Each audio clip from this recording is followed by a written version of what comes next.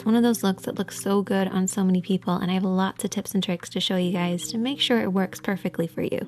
So let's get started. The first step to a perfect smoky eye is to make sure you're priming the lids, and you can use eyeshadow primer or concealer, but you really want to make sure you're completely covering the lid from the lash line up to the brows to create a blank canvas. This is to disguise any discoloration that we might naturally have on our lids and also give the eyeshadow something to hold on to. So you actually want to leave your eyeshadow primer or concealer just a little sticky. This will actually grab hold of the shadow. However, I do have a little trick to make sure you also get a good blend, so we'll get to that in a second. With any eye makeup look, the main areas of the eye would be the crease area, and the crease area is really important in a smoky eye. If you think of what smoke is, it's that deep dark color that then fades into nothing. And the crease area is where that fading into nothing happens. The crease area is basically where the lid creases into the eye shape, but it stops just underneath the brow bone. And of course, you have the lid as well. And for a smoky eye, I actually divide the lid into an upper and a lower part. Now, as far as eyeshadows go, I've created a little smoky palette for us, and you want to adapt this to work with your own skin tone. So the first shade is what I refer to as the base shade. So this is very similar to your own skin tone, could be a little lighter. We then have our contour shade. This should be a few shades darker than your own skin tone. And then you have your mid-tone, and your mid-tone is probably the most important. A lot of people refer to this as the transition shade. This is somewhere in between the base and the contour. That's why I call it a mid-tone, because it's a middle tone. And then we have our smoky shadow. So our smoky shade is basically whatever type of smoky eye that you want to create. I'm going to create a black one. So let's get started with this look, taking a blending brush and our base shade. And this is my little trick to get that perfect blend. We're basically going to start at the crease of the eye and then work up underneath the brows. So you want to pack on this base shade to create a silky powdery effect, but avoid the lid. We want the lid to stay a little tacky from the concealer and the primer, but we want that crease to be really powdery, really easy to blend over. By applying that powder, we're basically going to create an easier, softer blend. Remember how I said concealer and primer gives the shadow something to hold on to? Well, this powdery base will make sure we have something to blend over, and that's how you get that perfect soft blend. Just make sure to avoid the lid, don't come down too far. Keep it from the crease right up to the brows. For the next step, we're going to keep with that same blending brush, and I haven't cleaned it off, and we're going to go in with our mid-tone, so our middle tone or our transition shade. And we're going to start over everything that we've already applied, but we're going to stop under the brow bone. So the first shadow went from the crease right up underneath the brows, avoiding the lid. And use this little diagram as a representation of what we're doing here. We're starting in this crease area and then softly blending upwards. If you're not sure where to stop and start your blend, you basically want to keep it in between these two parallel points. It looks really complicated, but it's basically using the edge of your eye, nose, and brow on one side and then creating a parallel line on the inner corner. If you blend outside the lines, don't worry because you can always clean up at the end. Just use this as a guide. Then we're going to take a clean blending brush, and I always keep a clean blending brush handy for every look, but in particular when you're doing a smoky eye. Go over everything that you've applied to soften out any harsh lines. No additional product needed, just soften out those lines.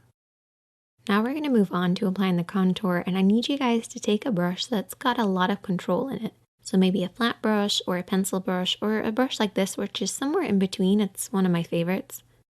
And picking up a little bit of that contour shade, which is one of the darker shades from this palette, we're going to apply this all over the lid area. So I want you guys to keep this just to the lid, bringing it up to where that mid-tone starts in the crease, but don't go beyond that point. Really focus on the roots of the lashes and softly blend this over and back, covering the lid. Try to avoid blending this up too high because that can ruin the look. You want to keep it nice and deep and low. So what we're going to end up with is a deep dark look right at the roots of the lashes that then fades upwards, fading into that mid-tone, into that crease, and up underneath the brows. Next, I want you to take a small flat brush, something that you have the most control over. And I want you to take your smoky shadow, so whatever smoky shadow that you're using, I'm using black, And there's two ways that you can apply this. You can bring your hand down onto the lash line, or you can come at it straight on. As you can see, my hand is pretty much at the level of my nose as I'm applying this. I'm applying it using the lash roots as my guide, and follow the natural shape of your lash line. If you have your hand too low at this point, you're going to blend that black up too far. And I don't want you guys to do that. So try to keep it at around the cheek level, or bring your hand over the top and press downwards onto the lash line. Either way, just imagine that you're creating a liner look. Just coat right by those lashes and really pack it on there. Get in between those lashes, right onto that lash line. It's really important. We have to imagine that that black is coming from somewhere, so it has to start really dark at the base. Now for shaping wise, I like to have it slightly thicker just in the center. It's almost like an oval shape. This will create that classic round shape that you get with a smoky eye. So it's slightly tapered on the inside and the outside, and highest in the middle. Before you go any further, what I want you to do is take your fingertip and really press on that pigment. Push it right at those lashes. No smudging, no blending. Just pushing that on there. This will remove any fallout while also making sure we're really packing that pigment right at the roots of the lashes. Once you've done that, you can then take your small blending brush or a pencil brush and softly and lightly smudge this out. Watch for your hand placement here. What I want you guys to remember is that if your hand is low, your blend will be high. And that's good at the start because we want to bring that black from the root of the lashes upwards to about the halfway point of the lid. But if you keep your hand this low throughout the entire smudging process, you're going to end up pushing it up too high. Bring that brush slightly upwards. As you start to smudge, regain control over that brush and very softly sweep over and back. And this will prevent you from blending it up too high. You do not want it to surpass the lid and get into that crease area, depending on the look that you're doing, of course, but particularly for a classic smoky eye. Keeping it nice and low by the lashes is the best way to get that classic look. I usually split the lid into two sections, so I have a lower part and an upper part. I'm making it sound really complicated, but it's actually not that complicated. But if you learn these techniques, it will become easier, even though it sounds like I'm making it harder than it is. The next step is really important, and it's to really darken in between the lashes. So apply a pencil liner on your waterline, which is the upper tight line of your lid. What I like to do is just look down in a mirror and just kind of push upwards between the lashes. This will create that dark smoky look. You have to imagine where this smoky depth is coming from, and it should be coming right between the lashes. So try getting that pencil right in there. Another important thing is to coat those lashes. I actually brush my lashes downwards to make sure it's really dark right at the roots. Once again, to create the illusion of the depth coming from the lash line. Essentially, it looks like we just have really thick lashes. If you want to go an extra step, you can always apply invisible liner. If you watch my videos a lot, you'll know that I've talked about this. It's basically lining very, very thinly right between your lashes, as close as possible. And I also went ahead and applied some falsies. Once again, this creates the illusion of a deep, dark look right at the roots.